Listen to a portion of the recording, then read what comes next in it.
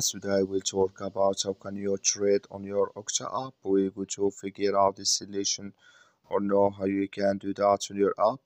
So you just follow these ways, then it's going to work with you.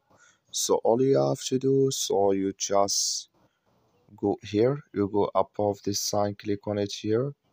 So then it's going to show for you a list like this. Then all you have to do now, you just click here on trade here. When you just click here on trade, so then it's going to take you to this list, and here can you select here, and here can you find your favorites in forex, in crypto, and index. Can you swipe and you select, so then you just select any of this here, and here can you trade on your Okta app. That's all you have to do. That's all.